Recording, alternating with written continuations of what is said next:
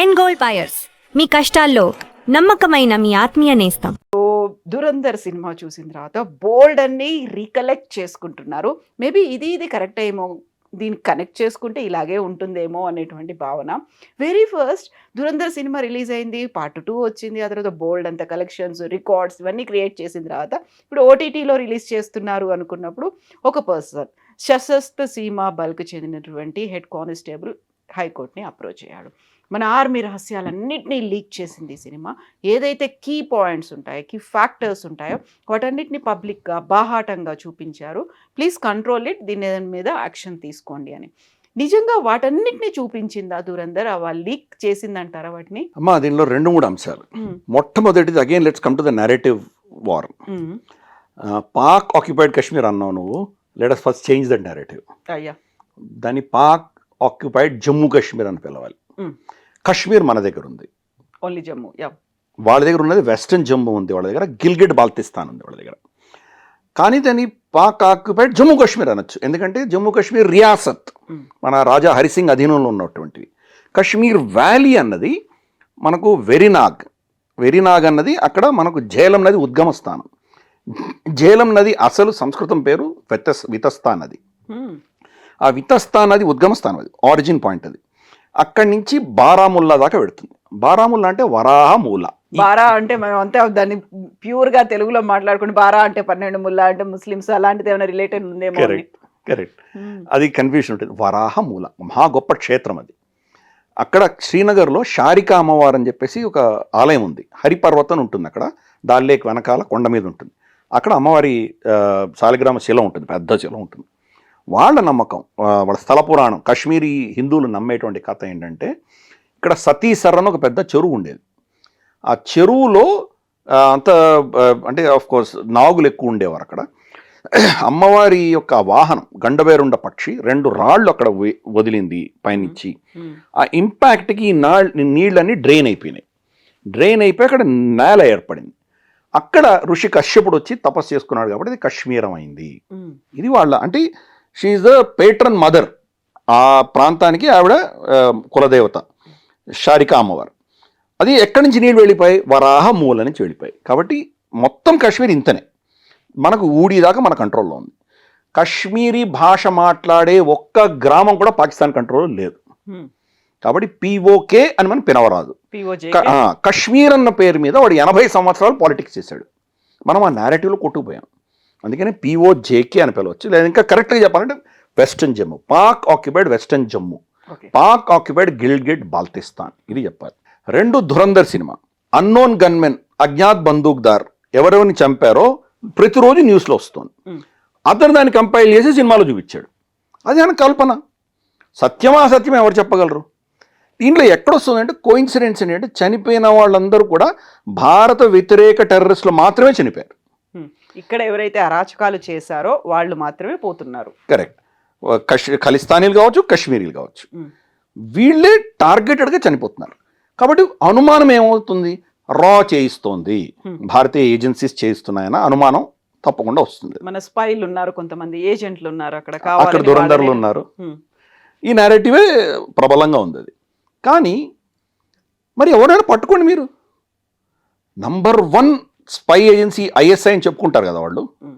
మరి మన భారతదేశంలో ఇన్ని స్లీపర్ సెల్స్ ఉన్నాయి కదా వాళ్ళకి. మనకు హైదరాబాద్లో కూడా లుంబిని పార్క్ దగ్గర నుంచి వాళ్ళు మనకు గోకుల్ చాట్ దగ్గర బాంబులు పెట్టించి పేల్చగలిగిన గొప్పవాళ్ళే, ఘనత ఉంది వాళ్ళకి. ఢిల్లీలో ప్రతి వారం బాంబులు పేల్చారే. ఇంత నెట్వర్క్, ఇంత అద్భుతమైనటువంటి ఇంటెలిజెన్స్ ఉన్న ISI ఒక్కడిని కూడా ఈ రోజు దాకా ఎందుకు పట్టుకోలేకపోయారు? 1. 2, వీళ్ళందరూ పాకిస్తానీ పాస్పోర్ట్ ఉన్నవాళ్ళే కదా, భారతీయ పాస్పోర్ట్ ఇక్కడి నుంచి ఎవరు వెళ్ళలేదు కదా. సో అందుకని మీరు పట్టుకోండి ఫస్ట్.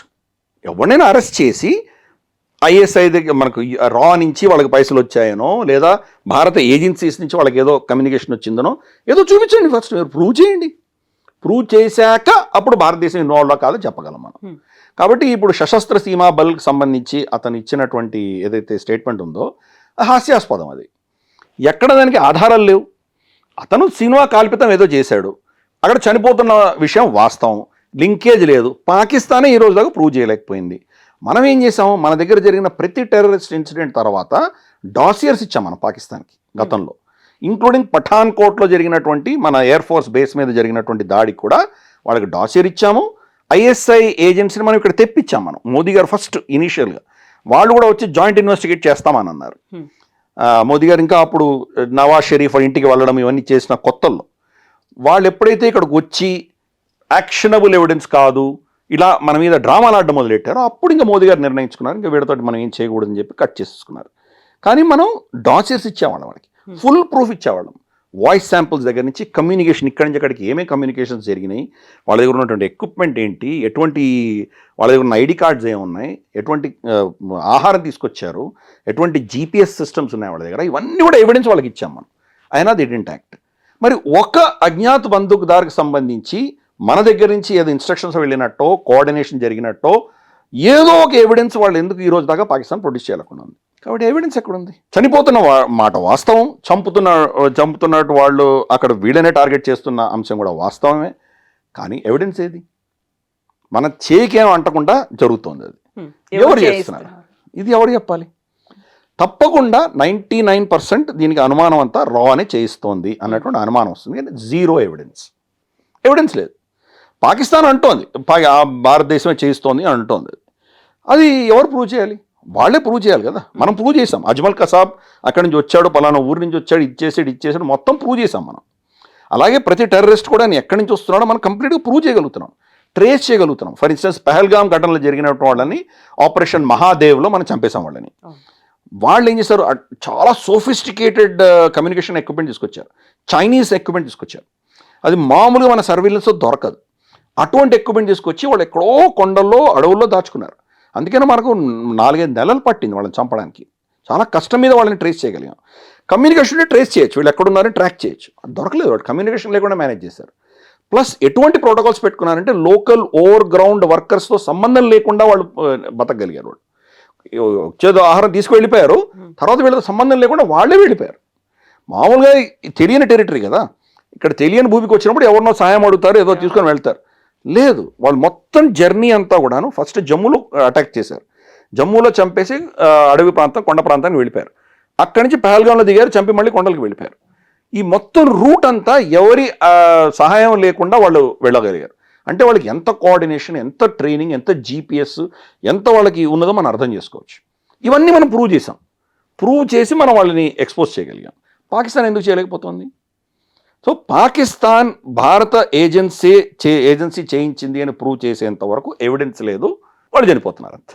యా, సో ఇట్లాంటి ప్రూఫ్స్ లేకుండానే చాలా సైలెంట్గా అనుకున్న లక్ష్యానికి వెళ్తున్నారు, టార్గెటెడ్ గానో ప్రెసిషన్ గానో చేస్తున్నారు అనుకున్నప్పుడు బోల్డ్ అనే ఆర్మీకి సంబంధించినటువంటి రహస్యాలు ఉంటాయి. ఈవెన్ ఒక దురంధర్ని తీసుకెళ్ళి అక్కడ పెట్టడం కావచ్చు, దురంధర్ని ట్రైన్ చేయడం కావచ్చు, అక్కడున్న వాళ్ళతో ఎలా కలిసిపోతారు కల్చరల్గా కావచ్చు, లాంగ్వేజ్ పరంగా కావచ్చు, మిగతా అన్ని అంశాల్లో ఎలా వాళ్ళతో కలిసి మింగిల్ అయ్యేలా ఇన్ని చర్యలు తీసుకుంటారు. వీటన్నిటికీ సంబంధించినటువంటి రహస్యాలని, ఈవెన్ ఇఫ్ ఇట్ ఈస్ ఒక సినిమా అనేది వినోదాత్మకమైనటువంటి చిత్రం అయినప్పటికీ కూడా ఒక ఆర్మీ, అక్కడ 2 దేశాలు అనేవి ఉన్నాయి, మధ్యలో శత్రుత్వం అనేది కనిపిస్తోంది, అక్కడ రాజకీయాలు ఉన్నాయి, టెర్రరిజం ఉంది. వీటన్నిటిని సినిమా రూపంలో చూపించినప్పటికీ మన సీక్రెట్స్ని బయట పెడుతోంది అనే ఒక మాట కాదా? ఏం సీక్రెట్స్ బయట పెట్టారు చెప్పమనండి నాకు. ఏం సీక్రెట్స్ ఉన్నాయి దాంట్లో? సో మన వాళ్ళు ఎలా ఆపరేషన్ చేస్తారు అనే దాంతో పాటుగా ఎలా వాళ్ళని పిక్ చేసుకుంటారు, ఎలా వాళ్ళని డిప్లాయ్ చేస్తారు, ఎలా కాంటాక్ట్స్ ఉంటాయి, కమ్యూనికేషన్స్ ఎలా ఉంటాయి. ప్రూఫ్ ఏమైనా ఉందా? అదొక కల్పితం, అది కల్పితమైనటువంటి సినిమా. ప్రూఫ్ ఏముంది దాంట్లో? ప్రూఫ్ చూపించగలిగితే సీక్రెట్స్ లీక్ అయినట్టు అర్థమవుతుంది. ఎస్, వాళ్ళు చనిపోయారు, ఎవరో వచ్చి అన్నోన్ గన్మెన్ షూట్ చేసి వెళ్ళిపోతున్నారు, ఇది సత్యం కదా. ఈవెన్ పాకిస్తానీ సీసీటీవీ కెమెరాస్లో కూడా కొన్ని క్యాప్చర్ అయినాయి. వాళ్ళు నమాజ్ చేస్తుంటే వచ్చి ఇక్కడ బుల్లెట్ కొట్టేసి వెళ్ళిపోయాడు. ఇటువంటి చాలా జరిగినాయి. అక్కడ ఏదో పార్క్లో నడుస్తుంటే సర్దార్జీ ఖలిస్తానీ అదని షూట్ చేసి వెళ్ళిన వాట వాస్తవం. ఎవరు చంపారు? ఎవిడెన్స్ లేదు. దురంధరులేమో వాళ్ళు మన వాళ్ళే దురంధరే చేసినట్టు వీళ్ళు దీంట్లో వాళ్ళు ఒక కాల్పితంగా చూపించారు. ఎవిడెన్స్ ఎక్కడుంది? ప్రూఫ్ ఎక్కడుంది? ఏం సీక్రెట్ లీక్ చేసాం మనం? చనిపోయడం అనేది ఫ్యాక్ట్, అది వాస్తవం. చంపేవాళ్ళు ఉన్నారు, వీళ్ళు దొరకలేదు, అది వాస్తవం. సీక్రెట్ ఏముంది దీంట్లో? సీక్రెట్స్ ఏం లీక్ చేశారు? ఏం చేయలేదు. రెండవది, అసలు సీక్రెట్స్ ఎవరు చేశారంటే హమీద్ అన్సారీ చేశారు, మనకు మాజీ ఉపరాష్ట్రపతి.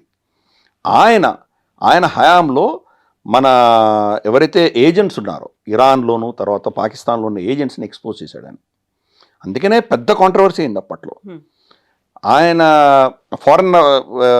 ఫారెన్ సర్వీస్లో ఉన్నటువంటి వ్యక్తి.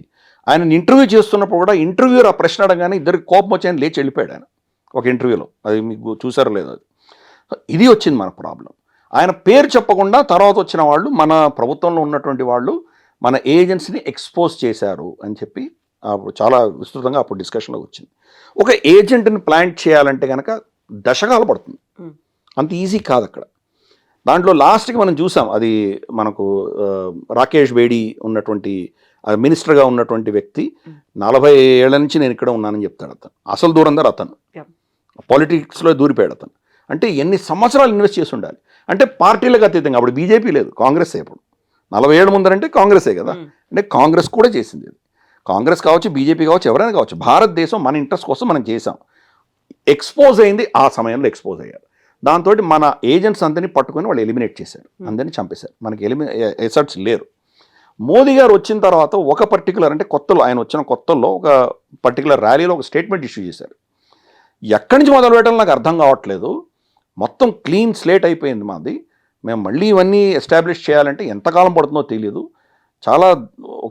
చాలా క్లిష్ట పరిస్థితుల్లో ఈరోజు దేశం ఉంది అని ఒక స్టేట్మెంట్ ఇష్యూ చేశారు ఆయన. దాని యొక్క రిజల్ట్ మరి ఈరోజు చూస్తున్నాం. అజిత్ దోవల్ అక్కడ ఆయన కుటుంబంతో సహా అక్కడ ఉండి ఆయన పిల్లలు అక్కడ చదువుకున్నారు, ఆయన అక్కడ పనిచేశారు. అక్కడ చాలా రోజులు ఆయన ఒక ఏజెంట్గా అక్కడ ఉన్నారు ఆయన పాకిస్తాన్లో. కాబట్టి పాకిస్తాన్లో ఎటువంటి వ్యక్తులను పంపించాలి, ఎలా చేయాలి, ఆ హ్యాండిల్ అంతా తెలిసినటువంటి దురంధరుడు ఈయన అజిత్ దోవల్. కాబట్టి ఆయన మళ్ళీ ఆ నెట్వర్క్ అంతా ఎస్టాబ్లిష్ చేయడానికి ఓ 10 సంవత్సరాలు పట్టింది. ఇమ్మీడియట్గా రారు కదా. 10 సంవత్సరాలు ఎలా ఎస్టాబ్లిష్ చేయగలిగాం మనం? ఈ రోజు దాకా వాళ్ళు ఎవరో దొరకట్లేదు ఎవరికి. తప్పకుండా దీంట్లో ఎవరికి డౌట్ ఉండవలసిన అవసరం లేదు. భారత వ్యతిరేక శక్తులే చనిపోతున్నారు కాబట్టి భారత హస్తం ఉంది అనడంలో బలం ఉంది, ప్రూఫ్ లేదు. బలం ఉంది, ప్రూఫ్ లేదు. బట్ అజిత్ దోవల్ గారు దానిలో ఆల్రెడీ నిష్ణాతులు కాబట్టి ఆయన ఈ మళ్ళీ నెట్వర్క్ని రీఎస్టాబ్లిష్ చేసే దిశగా ఆయన పనిచేస్తున్నారు. గత ప్రభుత్వాలు దాన్ని లీక్ చేయడం వల్ల మనం చాలా చాలా నష్టపోయాం. అది లీక్ అయింది, ధురంధర్ సినిమాకి అది లీక్ అయింది. ధురంధర్ సినిమాలో ఏం లీక్ అవ్వలేదు, అదొక కథ రాశాడు ఆయన. దీంట్లో అటువంటి హంజా అనేటువంటి క్యారెక్టరే లేదు, మొత్తం అదే కల్పితం. అది ఇటువంటి చాలా కల్పితాలు చూపిస్తారు వాళ్ళు. కొన్ని నిజంగా జరిగినటువంటి ఘటనలను దాన్ని వాళ్ళు సినిమాటిక్గా ప్రజెంట్ చేసేటువంటి ప్రయత్నం చేస్తారు వాళ్ళు. సత్యాలు ఉంటాయి, దాంట్లో కాల్పితం కూడా ఉంటుంది. ఏది సత్యం ఏది కాల్పితం ఎవరు నిర్ణయించాలి? దీంట్లో ట్రూత్స్ ఏమున్నాయి? మీరు ఇంత దూరం అక్కర్లేదు. మనకు ఫర్ ఇన్స్టెన్స్ మొసాడ్ ఆపరేషన్స్ ఉన్నాయి, ఇజ్రాయెల్ చేసేవి. మొసాడ్ ఆపరేషన్స్ సిరీస్ ఉన్నాయి మనకి. నెట్ఫ్లిక్స్లో మనం చూస్తే ఫౌడా అని చెప్పేసి ఒక సిరీస్ ఉంది, అలాగే ద స్పై అని ఒక సిరీస్ ఉంది. దాంట్లో ఎలా వీళ్ళ spy almost Syria defence minister అయిపోయేవాడు, అంతవరకు వచ్చాడు. లాస్ట్లో దొరికిపోతాడు, అతన్ని ఉరిదీస్తారు, పబ్లిక్గా హ్యాంగ్ చేస్తారు. అతన్ని ఎలీ కోహన్ అని చెప్పేసి అతన్ని హ్యాంగ్ చేస్తారు. హ్యాంగ్ చేస్తే అతని శరీరం ఈరోజు దాకా సిరియా రిటర్న్ చేయలేదు ఇజ్రాయెల్కి. కాబట్టి ఇటువంటివి సిరీసే ఉన్నాయి. వాళ్ళు ఆపరేషన్స్ ఎలా చేస్తారు. ఫౌడాలో అయితే కనుక ఈ హమాస్ని ఎలా ఇన్ఫిల్టర్ చేస్తారు, ఎలా వాళ్ళ భాషనే మాట్లాడతారు, వాళ్ళ మస్జిద్లోకే వెళ్తారు, వీళ్ళు కూడా ముస్లిమ్స్ లాగానే ఎలా ప్రవర్తిస్తారు, ఎలా అంత పర్ఫెక్ట్గా వాళ్ళతో మిక్స్ అయిపోతారు, ఎలా వాళ్ళని ఎలిమినేట్ చేస్తారు, చాలా బ్యూటిఫుల్గా చూపించారు. అవి నిజమైన ఘటనల ఆధారంగా తీశారు అవి. సో సీక్రెట్స్ ఎక్స్పోజ్ చేసినట్ట. సో ఇవి నార్మల్గా ఎక్కడైనా ఉంటాయి. ఇన్ఫ్యాక్ట్ మనకైతే పాపం ఇంత కష్టపడి వీళ్ళు సినిమాలు తీస్తున్నారు. ద కశ్మీర్ ఫైల్స్, ఊడి, ఆర్టికల్ 370, తర్వాత ఇప్పుడు మనకు ఇదేంటి మన దురంధర్, ఇటువంటి చాలా సినిమాలు తీశారు. మన డిఫెన్స్ ఎస్టాబ్లిష్మెంట్ కానీ ప్రభుత్వం కానీ మన స్థావరాలను వాడుకోవడానికి షూటింగ్కి ఏమైనా పర్మిషన్ ఇచ్చారా? అదే అమెరికాలో అయితే కనుక స్పెషల్ పర్మిషన్ ఉంటుంది. మన క్యాప్టెన్ 1 దగ్గర నుంచి తీసుకుందాము, లేదా గన్ షాట్ లాంటివి, పెద్ద పెద్ద మనకు టామ్ క్రూజ్ సినిమాది టాప్ గన్ లాంటి ఏ సినిమాలు చూసినా వాళ్ళ ఎయిర్క్రాఫ్ట్ క్యారియర్స్ వాళ్ళు పర్మిషన్ ఇస్తారు, F-16లలో ఫ్లై చేస్తారు, వాళ్ళ మొత్తం బేసులు, వాళ్ళ ఆపరేషన్స్ అన్నీ వాళ్ళు చూపిస్తారు, వాళ్ళ కమాండ్ సెంటర్ చూపిస్తారు, నాసాలో వెళ్ళి షూట్ చేస్తారు. స్వదేశ్ అని చెప్పి మనకు షారుఖ్ ఖాన్ సినిమా తీశాడు, దాంట్లో నాసాలో వెళ్ళి షూట్ చేశాడు అతను. మన ఇస్రో పర్మిషన్ ఇస్తామా మనం షూట్ చేయడానికి? సో ఇవన్నీ వాళ్ళు సినిమాటిక్గా వాళ్ళు ఏం చేయగలరో చేశారు, కానీ ప్రభుత్వ పరంగా, డిఫెన్స్ పరంగా, మిలిటరీ పరంగా వీళ్ళకి సహాయం ఎక్కడొచ్చింది? సీక్రెట్స్ అనేవి సీక్రెట్సే, ఎవరికి తెలుస్తాయి? అవి ఎవరికి తెలియవు కదా. ఎవరిని ప్లాంట్ చేశారో, అక్కడ ఎవరు పని చేస్తున్నారో అనేది ఎవరికి తెలుసు? ఎంత విడ్డూరం అంటే ఈ ధురంధర్ సినిమా వచ్చి ఇంత పాపులర్ అయిన తర్వాత పాకిస్తాన్లో వీధుల్లో అడుక్కుతునే వాళ్ళని అందరినీ వాడు వెతికి వీడు దూరం పడుకున్న వాళ్ళని కూడా కొట్టి లేపి మరీ చెక్ చేశారు. భయం మంచిది, శత్రువు మనసులో భయం మంచిది, కానీ అది పరిస్థితి. అంటే వాళ్ళు కనుక్కోలేకుండా ఉన్నారు. సో కాబట్టి సీక్రెట్స్ ఏం లీక్ అయినాయి. సీక్రెట్స్ లీక్ అయితే ఇప్పటికి వాళ్ళందరూ చనిపోయి ఉండాలి కదా. సీక్రెట్స్ ఏం లీక్ అవ్వలేదు. ఇది ఒక వ్యక్తి యొక్క ఆలోచన తప్పితే ఇంకేమీ లేదు. నిజంగా ఏమి సీక్రెట్స్ అంటే లీక్ అవ్వలేదు. జరిగిన ఆపరేషన్స్ని వాళ్ళు ఇమాజిన్ చేసుకొని వాళ్ళు ప్రజెంట్ చేశారు. బహుశా జరిగి ఉండొచ్చు, అలాగే జరిగి ఉండొచ్చు కాక జరిగిన ఘటనలు వాళ్ళు ప్రజెంట్ చేశారు. ఒక కల్పితమైన క్యారెక్టర్ హంజా అని చెప్పి ఒకటి పెట్టి వాళ్ళు క్యారెక్టర్ పోర్ట్రే చేశారు. సో ఘటన సత్యం, దాని ప్రజెంటేషన్ కల్పితం. అది రీల్ అనుకుంటే, రియల్గా చూస్తే ఇప్పుడు వెళ్తున్నారు, ఎవరైతే మనకు హాని కలిగించారో, ఎవరైతే మన దగ్గర అరాచకాలు చేశారో వాళ్ళని మాత్రమే లేపేసి వస్తున్నారు. దెన్ ఇక్కడే ఇంకో క్వశ్చన్ వస్తుంది, వాళ్ళని ఎవరైతే ప్రొవోక్ చేస్తున్నారో, వాళ్ళని ఎవరైతే వాడుకుంటున్నారో వాళ్ళ దాకా మనం ఎందుకు రీచ్ అవ్వట్లేదు? కేవలం ఇక్కడ ఉన్నటువంటి ఒక చిన్న వేర్లు అనుకోవచ్చు. ఎంతైనా వాళ్ళు అరాచకం చేసినప్పటికి కూడా చాలా చిన్న వాళ్ళని ఒకరినో ఇద్దరినో ఇలాంటి వాళ్ళని లేపేస్తున్నాం, కానీ డైరెక్ట్గా ఎందుకు వెళ్ళట్లేదు? వాళ్ళందరినీ సమూలంగా తీసేస్తాము అనేది. ఈవెన్ మన దగ్గర పహల్గామ్ అటాక్ అయినప్పుడు కూడా, ఆపరేషన్ సింధూర్ చేసినప్పుడు మేము టెర్రరిస్ట్ బేస్ క్యాంపులను లేపేసాము, కొన్ని ఆర్మీ బేస్ క్యాంపుల మీద అటాక్ చేసాము, మొత్తంగా 9 బేస్ క్యాంపులను మేము ధ్వంసం చేసాము, ఇవన్నీ చెప్పారు తప్ప రూట్ కాజ్ అనేది ఉంది. రూట్ దాకా వెళ్ళాల్సిన అవసరం ఉంది. ఎందుకు వెళ్ళట్లేదు మనం? ఇంకా ఒక చిన్న క్లారిఫికేషన్ అమ్మా, ఆపరేషన్ సింధూర్లో మిలిటరీ క్యాంప్స్ని టచ్ చేయలేదు మనం. Terror base camp, only terrorist బేసెస్ని మాత్రమే టచ్ చేసాం మనం. చేసిన తర్వాత జయశంకర్ గారు ఫోన్ చేసి చెప్పారు, మేము మీ టెర్రరిస్ట్ క్యాంపులను కొట్టాం, మీరు ఇక్కడ ఆగండి, మీ మిలిటరీని కానీ మీ సివిలియన్ ఎస్టాబ్లిష్మెంట్ మేము టచ్ చేయలేదు, మీతో యుద్ధం చేయడం మా ఉద్దేశం కాదు, మా దేశంలో వచ్చి అరాచకం చేసినటువంటి వాళ్ళని మేము టార్గెట్ చేశాము, కాబట్టి ఇక్కడ మేము ఆపుతున్నాము, మీరు కూడా ఆపండి అని ఆయన క్లియర్ కట్గా ఆయన వాళ్ళకి చెప్పారు. వాళ్ళు వినలేదు. మీరు మా మీద కొడితే మేము ప్రతీకారం తీర్చుకోకపోతే మా పనే అవుతుంది, కాబట్టి మేము కొడతామన్నారు. ఎప్పుడైతే వాళ్ళు రిటర్న్ మన మీద అటాక్ చేశారో అప్పుడు వాళ్ళ స్థావరాలను కొట్టాం, అంతవరకు కొట్టలేదు మనం. ఇది ఇప్పుడు ఆ డాక్టర్ నుంచి బయటకు వచ్చేసాం. మోదీ గారు ఆపరేషన్ సింధూర్ అయిన తర్వాత కొన్ని రెడ్ లైన్స్ పెట్టారు ఆయన. దాంట్లో ఆయన ఏం చెప్పారంటే, టెర్రరిస్ట్స్ కానీ టెర్రరిస్టుల్ని సమర్థిస్తున్నటువంటి వాళ్ళని కానీ వేరేగా మేము చూడమన్నారు. ఇద్దరిని ఒకటే తాటిలో చూస్తామని అన్నారు. కాబట్టి ఇప్పుడు మీరు అడిగిన ప్రశ్నకు, రేపు గనక ఒక టెర్రరిస్ట్ ఇన్సిడెంట్ జరిగిందంటే వీళ్ళని ఎవరు పంపించారో వాళ్ళని కూడా మనం టార్గెట్ చేస్తాం. ఫ్యూచర్లో ఆ డాక్టర్ని ఫిక్స్ అయింది మనకి. ప్రస్తుతానికి మనమే వాళ్ళని షూట్ చేయట్లేదు, మనం వీళ్ళని చంపుతున్నాం, పాజ్ బటన్ ప్రెస్ చేసి ఉంచాం అంతే.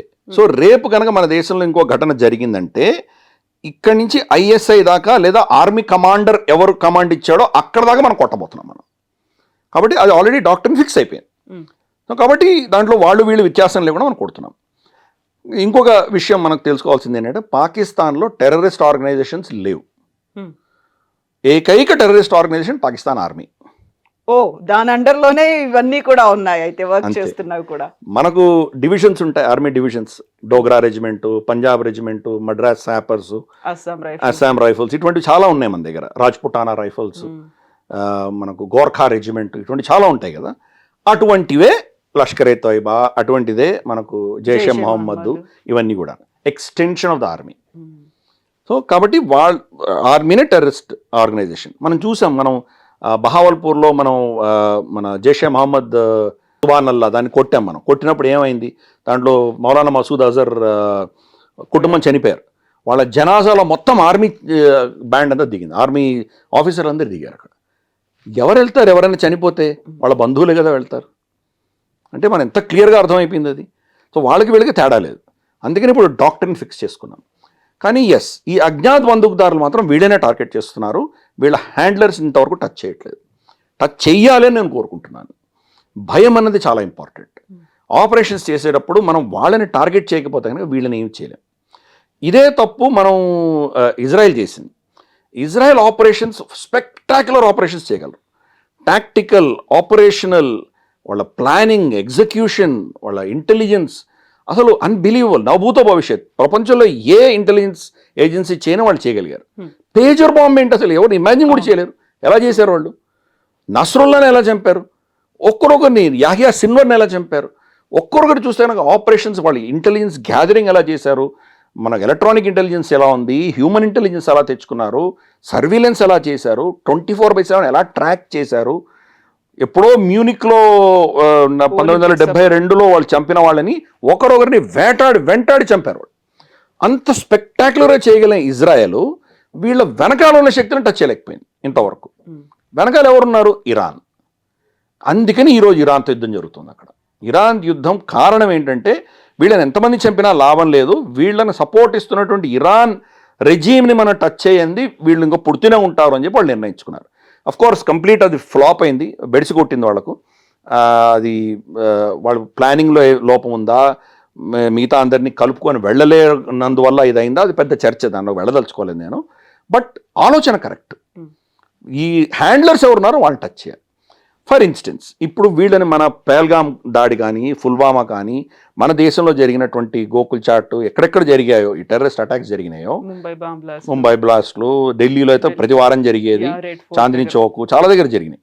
సో ఇటువంటి వాళ్ళు ఎవరైతే వచ్చారో వాళ్ళని చంపుతున్నాం. కానీ వీళ్ళని ట్రైనింగ్ ఇచ్చి పంపించిన ఐఎస్ఐ ఆఫీసర్ తన కుటుంబము ఏదో పాపా జోన్స్కి తినడానికి వెళ్తే తిరిగి సురక్షితంగా రాలేము అన్నటువంటి భయం వాళ్ళలో ఉన్న రోజు ఇవి అవుతాయి. కల్పించలేకపోయాం ఎందుకంత భయాన్ని? మరి అది బహుశా మన ప్రభుత్వంలో ఉన్నటువంటి ఆలోచన. వాళ్ళకి మనకు తేడా ఏంటి? అదొక టెర్రరిస్ట్ దేశం, మనం కూడా టెర్రరిస్ట్ దేశమే. ఆ దేశంలో టెర్రరిజం చేసుకుంటూ ఉందామా?